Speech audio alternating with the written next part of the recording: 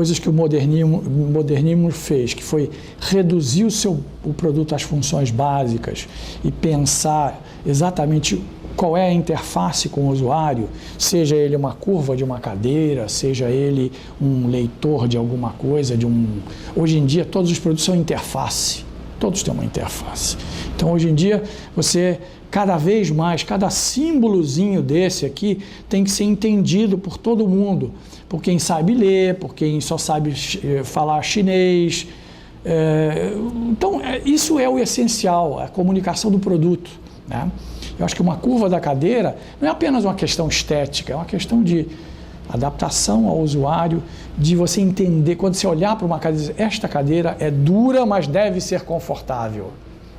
Porque conforto não é maciez, conforto é adaptação, conforto é o produto chegar ao usuário na forma mais simples e mais adequada a ele. Eu acho que isso o modernismo trouxe, né? A arquitetura modernista, principalmente, quer dizer, a visão modernista de redução e de voltar as coisas para a sua essência, isso foi fundamental na implantação do design, né? E de outras coisas também. O Brasil, por exemplo, durante anos não fabricava móveis artesanalmente. Na hora que você começou a fazer prédios modernistas, ou prédios em si, as esquadrias tinham que ser produzidas em série, as portas, os móveis, tudo. Então, ajudou inclusive na própria introdução da industrialização. O Brasil tem uma industrialização tardia, né? A Inglaterra teve uma industrialização muito cedo, lá na época da virada da Revolução Industrial. O Brasil foi muito tarde, né? Quase um século depois, ou um século e meio depois, não sei. Exatamente. Então, o modernismo ajudou muito nesse processo, porque você teve que produzir coisas em alta escala para atender às necessidades dessa população em crescimento e dessa nova realidade do meio ambiente construído que precisou de todos esses processos. O Raymond Loewy, né, que levou o design para os Estados Unidos, francês que levou o design para os Estados Unidos na década de 20, por aí. Eu acho que ele também teve um papel muito importante nessa... Começou a falar do modernismo, né, de colocar o modernismo na indústria, né, na produção industrial. Também era muito talentoso, tinha projetos extraordinários, assim. Um automóvel dele chamado Avanti, um automóvel da Studebaker, que acho que teve uma produção muito pequena, que era incrível. Nos anos 60, não sei se era nos anos 60, mas era uma coisa completamente revolucionária, assim. Quer dizer, revolucionária não, antecipadora, né? Eu já citei um que eu acho importantíssimo, que é o Dieter Hamster. Dentro desse design racional, né? Outros nomes que eu acho que são importantes, com outros aportes. Henry Dreyfuss, né? Que eu acho que é ele e o Raymond Loewy criaram, né, o que seria os artefatos do American Way of Life, né? Eu acho que são nomes assim, entre vários outros, que Mies van der Rohe, enfim, Peter Behrens, enfim, tem todos os países foram, né, propiciando que quanto mais havia industrialização e havia um envolvimento no projeto, né, as pessoas foram acontecendo e se tornando grandes nomes. Eu acho que talvez, se eu tivesse que pensar assim, primeiro, que tiveram talvez maior repercussão para a instalação da profissão, acho que seriam essas. A velha frase, o público tem liberdade para escolher os carros que eu estiver oferecendo, desde que seja preto, né? A história do preto dos carros da Ford ser a tinta que secava mais rápido. Não se sabe se isso é uma coisa que ele disse mesmo ou uma lenda, mas tem a ver especificamente com aquele momento, que é o de pensar a fábrica, pensar as condições que eu tenho, fazer com que o design se adapte àquilo ali e oferecer a partir da ideia de produção em grande escala e pelo preço mais interessante. Tenho respeito por algumas posturas, por exemplo, Charles Eames, não? Embora sua mulher às vezes está subavaliada, não? A mulher dele, Lara Eames, era muito importante para ele, não? Pero a postura de design quando nós usamos ou copiamos um lema dele. Ele dizia uma vez, onde sempre, em qualquer lugar, onde se encontram materiais, cuidado. Ele tinha essa sensibilidade para detalhes. E se vê um produto, está bem feito quando estão bem feitos os detalhes. Então, obviamente, existem muitos. Puxa, eu considero um bom designer na parte.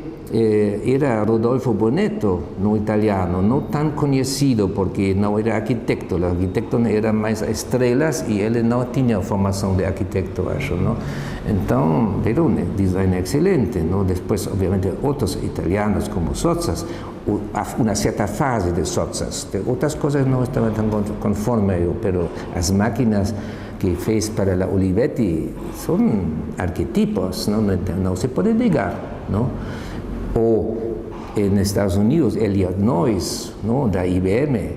A forma como o design modernista, por exemplo, foi recebido e foi se desenvolvendo nos Estados Unidos é magnífico. Tem peças de sujeitos que são bem conhecidos como Paul Rand, Bradbury Thompson, Saul Bass, são fantásticos. Mas não é mais o mesmo modernismo europeu, é outra coisa, tem uma presença daquilo que a gente chama de direção de arte, tem uma troca com a publicidade que tornou o design norte-americano na década de 60 e 70 fantástico e que vai criar as condições para uma manifestação completamente pós-modernista. Tem toda uma coisa que vai formando um tipo de pensamento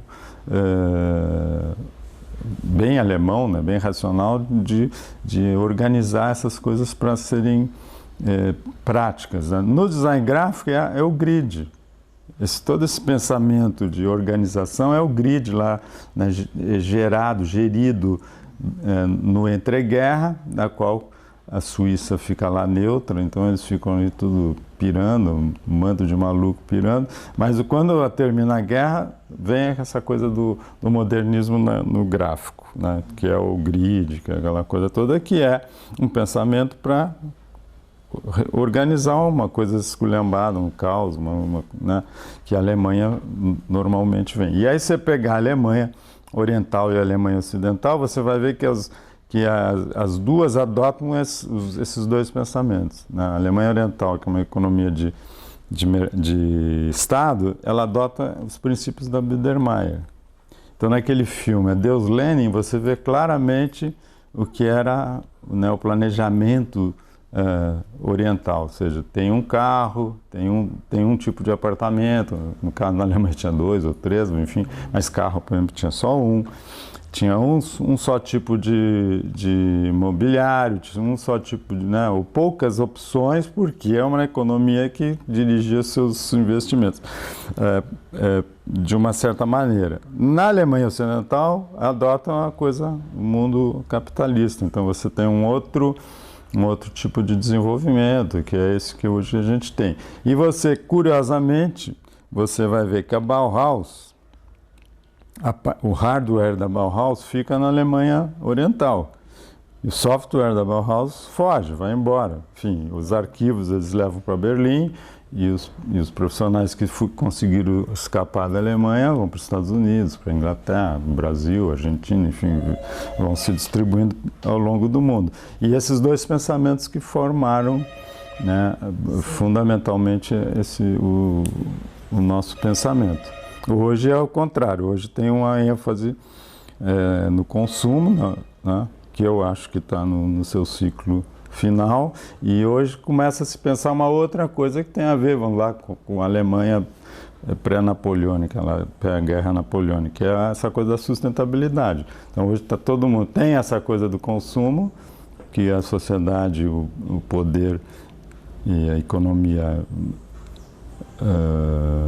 movimenta e te obriga a agir, mas ao mesmo tempo né, a sociedade pensa numa outra coisa de racionalidade, consumir menos água, de consumir menos petróleo, enfim, essas coisas que vai ser provavelmente uma nova orientação, né, quando esse ciclo se encerrar. Então tem aí uma diferença grande nesse sentido de eu tentar entender esse meu público e não tentar fazer com que ele tenha que engolir essas coisas. Tem um caso que me parece um dos mais interessantes, que é relacionado ao isotype, que são os pictogramas lá, que num determinado momento o Círculo de Viena, principalmente com Otto Neurath, considera que há princípios universais do ser humano, princípios universais de compreensão dos signos, dos símbolos, e que basta eu compreender isso para criar formas que sejam compreendidas no mundo todo.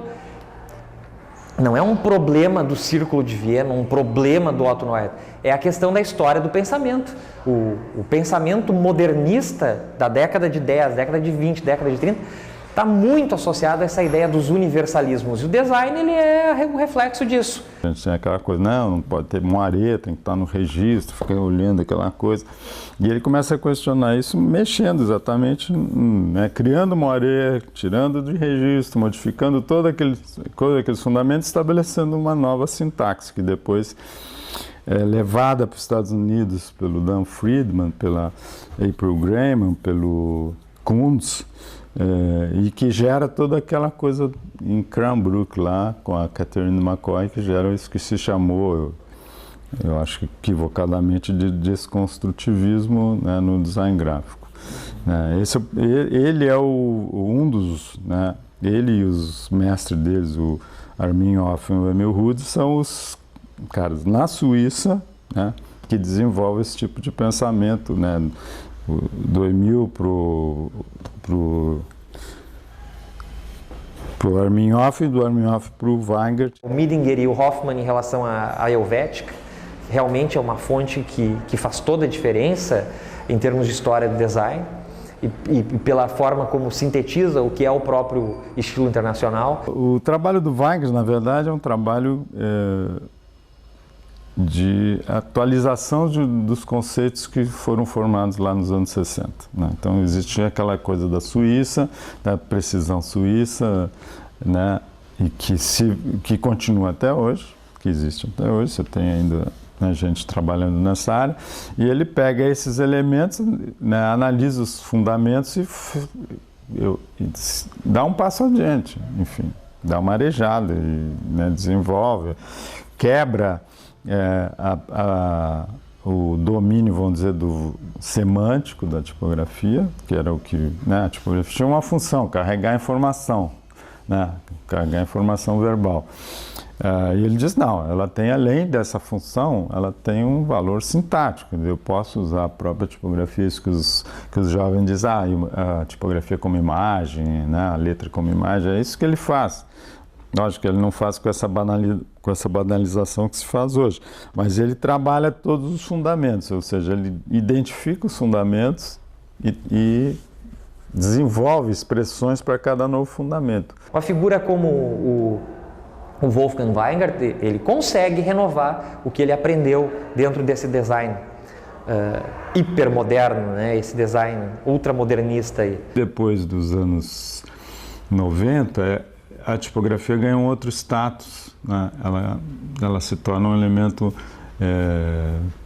fundamental, quer dizer, um dos fundamentos vamos dizer, do novo design gráfico a partir do PostScript, é baseada na tipografia, ao contrário do período anterior, na qual o designer, ou o arquiteto, ou o artista era um especificador, né? Com o PostScript, ou seja, com a face amigável, ele se torna um agente do processo, quer dizer, ele volta a ter, né, domínio sobre todo o processo que não existia. Bom, tem o Fletcher, que é também um grande talento, Alan Fletcher, da Pentagram.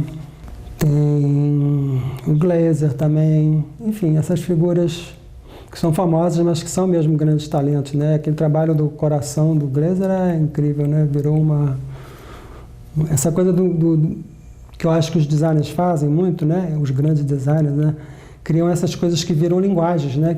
Que mudam aquele contexto e que passam a ser aquela linguagem daquele contexto. Quando o Sumner Stone da Adobe foi desenhar Bodoni, ele disse, bom, eu quero ir a Parma, vou levar minha equipe a Parma, eu quero lá captar o espírito do Bodoni, quero mexer nas coisas que o Bodoni mexeu, enfim, pegar essa essência e tal. E ele desenhou realmente uma excelente Bodoni, contemporânea, adaptada a toda uma circunstância. Quando a Suzana Lico desenhou a filosofia, ela teve uma outra postura. Ela disse, eu não olhei nada para desenhar filosofia.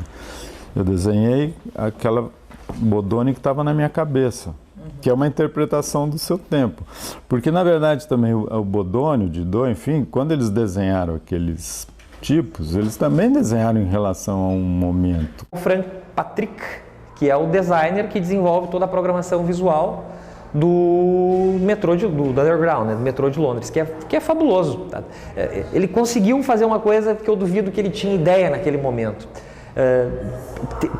Vamos tentar imaginar o que significaria se ele soubesse que pessoas hoje visitam a cidade e trazem de presente souvenirs que tem toda a malha desenhada do metrô.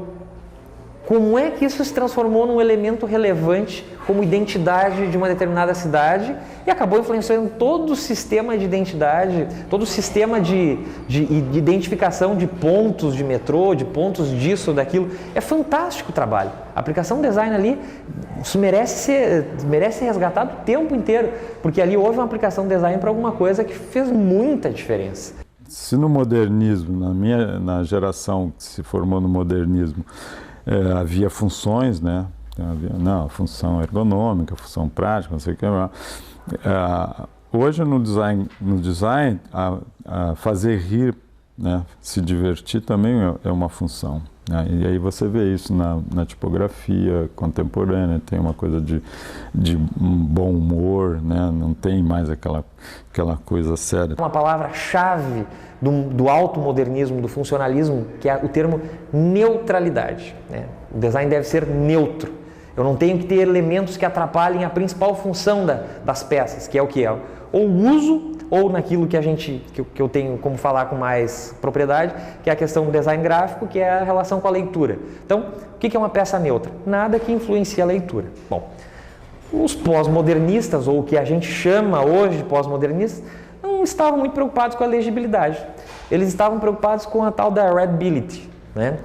Alguma coisa que seja interessante e que atraia a minha leitura e que de alguma maneira eu vá me envolver com aquela peça. Isso é coisa muito diferente. Mas ao mesmo tempo tem um lado paralelo e um lado convencional, né, que você vai desenvolvendo e né, tem um pensamento evolutivo, né, dentro de uma linha convencional e tem um pensamento especulativo fora dessa linha. Essas linhas também se cruzam, não tem mais, né? Em alguns momentos elas se cruzam e geram produtos inesperados e que são representativos desse momento novo. Então, não há nenhuma incompatibilidade, eu acho, entre essas coisas. A gente pode identificar no push-pin como uma das raízes do pós-modernismo, porque não havia nada do modernismo da escola de Basel, por exemplo. O que eles estavam fazendo não tinha a ver com o espírito moderno da renovação. O que o push-pin fazia muitas vezes? Pegava um cartaz de circo, pegava um determinado ingresso de beisebol, que foi feito por um sujeito completamente desconhecido numa cidadezinha perdida no interior dos Estados Unidos. Eles olhavam aquilo e diziam, olha só que interessante essa letra toda desenhada aqui. Mas não dá para ler direito. Não, mas olha só que interessante isso. Iam lá e utilizavam aquilo como um elemento de design que seria considerado dentro de um perfil ultramodernista como mau design.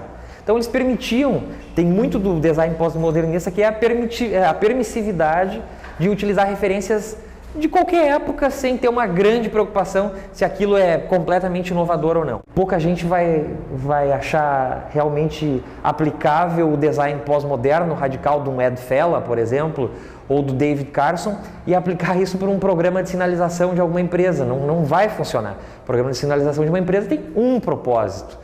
Mas os pós-modernistas, estes que a gente chama de pós-modernistas hoje, eles conseguiram dar uma revitalizada ao trazerem novas referências, novas formas de pensar e fazer o design.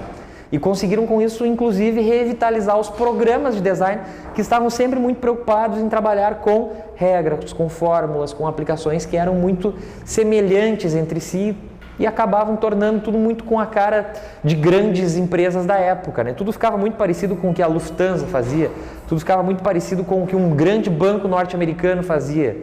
Então, ficava tudo muito... Foi interessante porque em algum momento aquilo representou a inovação, mas depois de um certo tempo, por não se renovar, ela mesma se transformou numa tradição em si mesma.